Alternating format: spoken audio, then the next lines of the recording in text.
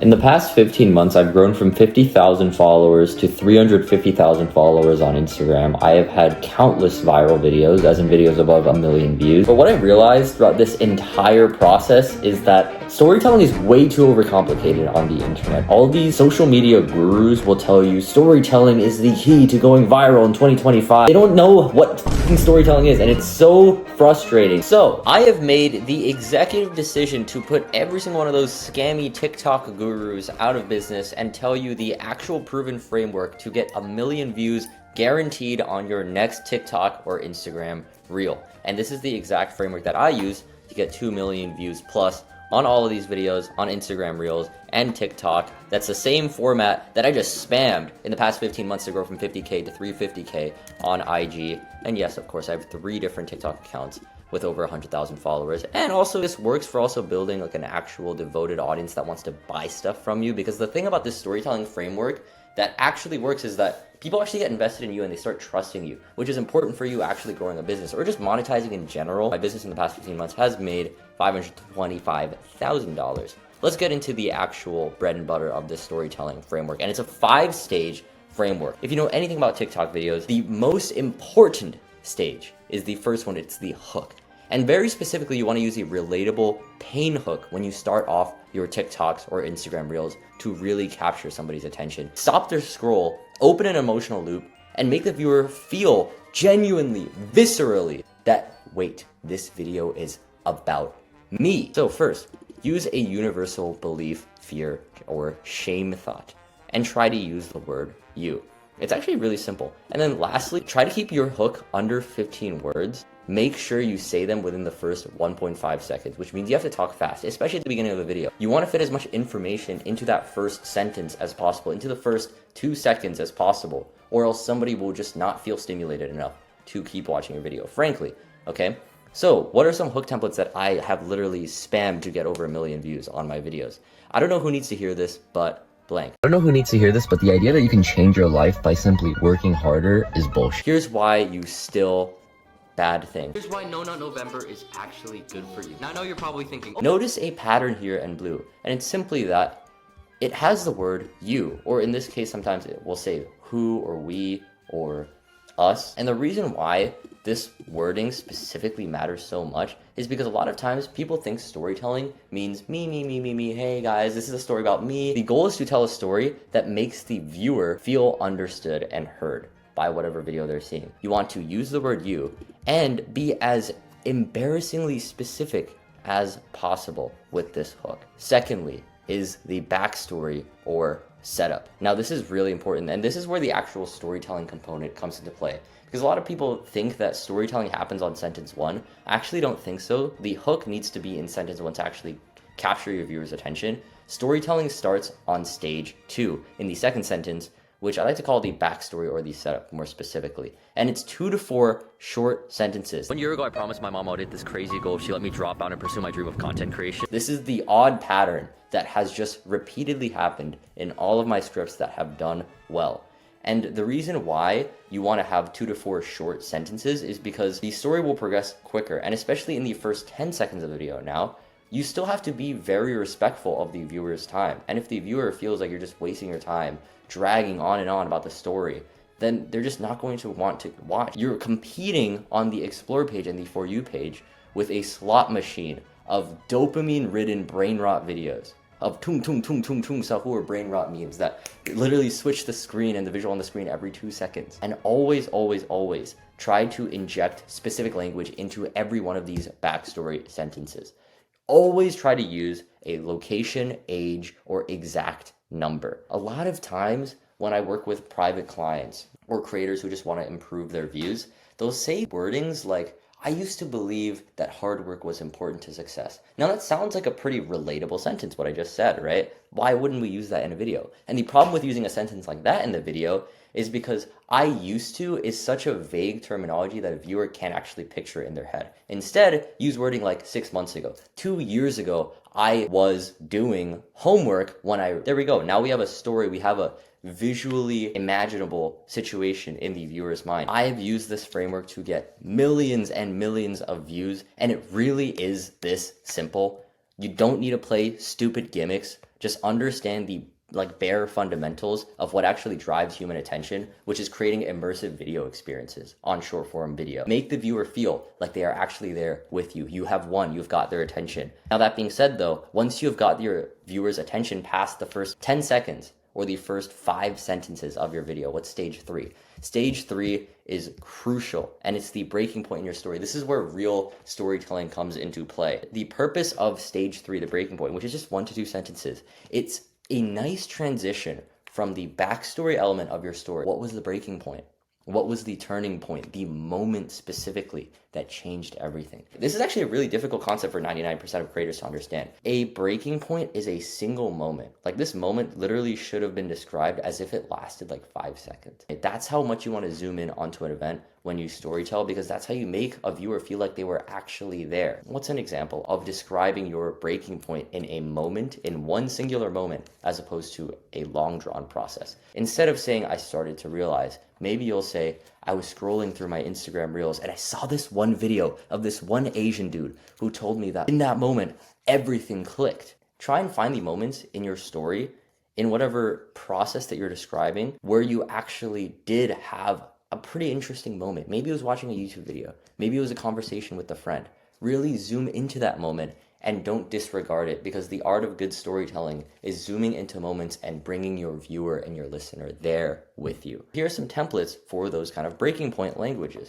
But nothing ever changed until one day. Or I was scrolling through my Instagram reels, or I was driving when he told me this crazy line. And you want to really accentuate how epic this moment was. This line that your friend told you was insane. That one line that your ex-girlfriend told you on the phone shattered your heart. Maybe you didn't give a shit in the moment, okay? Like, actually create drama out of that moment, because that's how you're gonna make your viewer feel like they actually got an insane payoff and they still wanna watch the rest of your video. So make sure to zoom into your breaking point, describe it in one moment that happened literally like second by second, and then dramatize it. Stage 4 out of 5 is the takeaway. Now, this is the part that you're probably already good at, which is being preachy. If you make any kind of like how-to videos, tutorial videos, advice videos, where you want to be some kind of thought leader and influencer in your space, you're probably very used to being very preachy, frankly, to your audience member, because you want to, teach them how to do this specific workout, teach them this specific diet plan. Maybe you want to attract fitness coaching clients. So, what are some rules for making a very satisfying takeaway that makes your viewer feel heard, as opposed to hating you and thinking that you're some cocky prick guru preacher? Something I like to do is actually inject a self-deprecating joke to break this kind of guru tone. And I'll describe like these weird speaking mannerisms at the end of the video that help you develop like a more authentic voice on camera. Give the actual result that you saw in your life after you applied this wisdom as well. Because now that grounds your story in this applicable result that your viewer will actually get once they apply it. So instead of just being like, once I actually locked in and became productive, I felt a lot better about myself. Weak takeaway. I don't really know what that looks like when you feel better about yourself. Well, what if I said, after I locked in, that's when I actually was able to grow my business from being stuck at 10K a month to 100K a month. Doesn't that have so much more weight now that I've literally told you this piece of advice led to this tangible result? That is the best place to insert your social proof and to be like, yeah, viewer, this can be you too. And I'm gonna guess if you're still watching this video, you actually care about changing people's lives. This actually works. People have DM'd me so many times, yo, your content has motivated me to start posting on TikTok, to start posting on Instagram, to start chasing after my dreams while I'm a college student. And I would just rinse and repeat the same exact 5-stage story structure. So here's some templates that are literally taken straight from my own videos.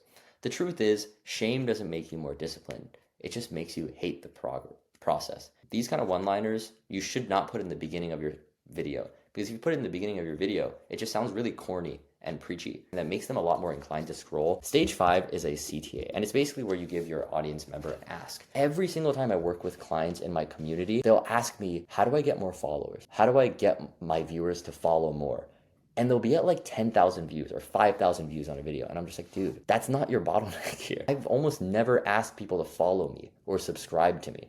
Okay, people just do. If they like you and they got value from you, they will just do it. What does, however, work is just using an actual interesting framework of storytelling that gets people to watch your video, that racks up watch time, that racks up engagement, and thus just pushes your video out to instead just like a measly 5,000 viewers. Wouldn't you rather have gotten 5 million views? I know you probably have these limiting beliefs like, oh, but I've never gone viral before. Trust me, if you actually apply this framework, like you can genuinely, repeatedly go viral. Obviously, there are more components like editing and filming, and I will walk you through exactly what you can do to actually improve those things and what my own students do. I literally edit all my videos on CapCut, by the way. So yeah, it's like not complicated whatsoever. But yeah, don't worry so much about the CTA is my main point. You do want to make it sound natural and not pitchy. Try to build your CTA, or aka your last sentence or your ask, on whatever your last sentence prior was. So usually that means using a conjunction like but, and, or so. So comment monk mode if this is where you're at. So there's a lot of also subtle ways to ask for a follow without actually asking them for a follow. So you're not just asking, please follow, please follow, please follow. You might be saying, yo, if you actually want to lock in on your fitness goals this year, I'm gonna make a video about it tomorrow, so follow. Now it actually feels earned because I'm giving you something if you follow, as opposed to just asking. That being said, now I do want to cover something really quickly before I go into some other weird stuff that I personally do to make my content sound authentic. This is low-key like the most banger sauce in this video. I do want to tell you, if you are interested in actually accelerating your content growth 5x. You actually want to have a community of people who keep you accountable to posting on TikTok and Instagram and growing your business as well alongside your personal brand. Learning from way more lessons like this, like 10 plus hours of video tutorials, live coaching calls, 5 times a week with me, literally reviewing your videos live in front of you and other creator experts with 100,000 plus followers or people making 10K a month with content creation and social media, live coaching calls 5 times a week, and 10 plus hours of video tutorials in my private creator community content academy. And if you want to join, it will be in the first link in the description. Also, we also have like a popping community of creators, like 4 in-person events every single year in New York City. In Austin, Texas, we just did one. It was super lit. And there's creators who pull up to these with literally hundreds of thousands of followers. There's like multiple people in here who make more than 100K a month, who just pull up to this New York City meetup. It's a crazy, like we cultivate such a crazy community of creators. And also, accountability is hard. Staying consistent with content creation is hard. We created also a gamified Instagram Reels tracker that rewards you for posting and staying accountable. So it literally connects to your Instagram, tracks your content progress, right? And then also has missions and gives you coins that then can be spent on literal like actual items. Like 1 year free of Stan's creator plan that's worth like $1,200. Also this like hoodie that I'm wearing right now is pretty lit, and some other like content creator goodies, right? Just to make it more fun for you to create content, because obviously script templates, coaching calls, improving your content optimization, that's important. But if you don't even post, and if you don't even feel comfortable posting and getting in front of your like camera and just pressing record, pressing post, nothing matters. So we really want to just make it fun for you to get comfortable on camera. That being said, okay, what are some other weird things that I personally do to make my content sound authentic and actually use these specific tonalities? So this is a little bit more esoteric because it's not just about like word for word what you're scripting on your piece of paper, but it's how you're saying it, which is actually more important, right? Imagine if I sounded really like boring and monotonous during this entire YouTube video.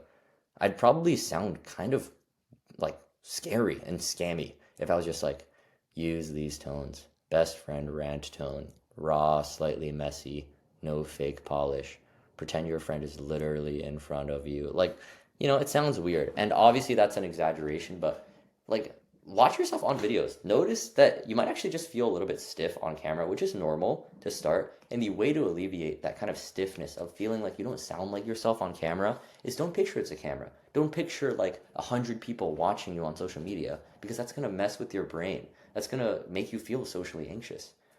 Instead, just picture one person, one friend that is literally in front of you. And that is the kind of concept of picturing an ideal viewer or ideal client persona, which is basically the one person that you actually want to serve with your content, with your business, and the problems that you actually want to solve for them, okay? So picturing that one person helps me so much in actually sounding authentic on camera, because if I wasn't picturing my friend with this video right now, I'd probably get in my head and be like, wait, what if what if my girlfriend sees this? Oh wait, no, but what if my mom sees this video? Wait, like, what if my girlfriend's mom sees this video? Like, how do we even communicate and sound like normal to her? She probably thinks I'm really weird and I cursed in this video. Like, you don't want to have these kind of overthinking moments that just mess with your presence on camera. You want to feel natural. You want to feel charismatic. And the way to tap into that is by picturing just a friend behind the camera. Next one, and this is a really interesting way of giving advice. So a lot of content out there, especially if you're selling something, like selling your information, selling your coaching, selling your consulting, selling your agency services, like it comes off very guru-y. And the last thing you want to do is sound like a guru. And something that I actually take a lot of pride in is that in growing my following, 300,000 followers in the past 15 months, and growing a really successful business on top of it, I still haven't really like lost my aura in my personal brand. Let me explain.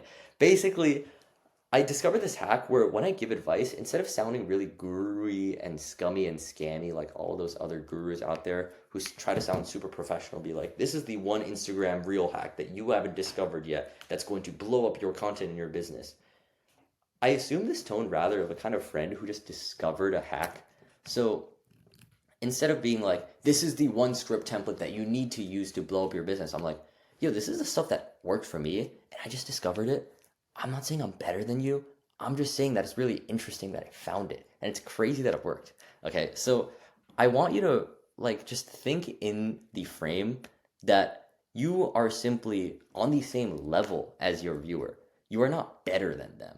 You are the same level as them, but you just discovered something that's interesting. You just want to share it. And that kind of gives off this very friendly, warm tonality and also very charismatic and natural tonality that you'd want to assume on camera, where you don't sound robotic like a guru, but you're just like, yo, this is lit. We're here together. And it builds this kind of feeling of connection. Okay. And lastly, a self-roast kind of tone. So this kind of ties to these slang phrases that I naturally use. And this is something that like ChatGPT noted after seeing all my video transcripts. It literally like noted these specific wordings. I say pause sometimes when I say something weird. I say little stupid shit like, I say, I know this sounds cringe. I say, bro, that shit is so sad when I describe my backstory. Or I say, I'm not shitting on anyone, just saying. Or like, I say, I thought I had to grind 24/7. And like, the interesting thing about reading this out loud and seeing these slang phrases, seeing these like weird, not related to storytelling interjections that I'll sometimes say, is that I think it actually builds great rapport with your viewer. And I'm not saying like go on massive tangents, just like trying to sound all hip and facts, YOLO swag. Like, okay, like obviously use terminology that you actually use on day to day, right? But a nice thing about interjecting jokes into your script, even if you're not like the most naturally funny person, I have been told literally that I am funnier on my videos than I am in person. I don't think I'm a naturally funny person, but I will like mechanically interject jokes into my script just so it breaks the tension of sounding too much like a guru. Okay? And it creates this like nice flow of the story where it doesn't feel like your viewer feels like they're being sold to. Especially if I have a CTA at the end that's like, yo, comment guide for my free guide. Doesn't that sound like an ad? Sometimes I'll say like, comment poopy for my free guide, just to interject a little joke so I seem a little silly, so they don't feel like I'm hard selling them, okay? And this is a nice way to break the tension with your viewer. Personal preference, maybe you aren't a jokester, maybe you hate being perceived as a silly, goofy guy, okay? Maybe that's not for you. But that has worked wonders for me. It's built pretty cool like culture amongst my followers where I actually enjoy talking with them because I feel like I can be myself, like a 21-year-old kid, and not just be like the business and content guru guy all the time. Okay? And that's been a nice little interjection for me, just like spicing in jokes, like short jokes with little slang, short quippy jokes that are self-deprecating. That's been my methodology of maintaining my like humorous personality in my videos. And it makes me feel proud of my videos because now I feel like it kind of authentically represents me, which is somebody who doesn't take things too seriously. Okay? And lastly, this is just like a really interesting one that I noticed works really well, but try to use short sentences and repetition in general.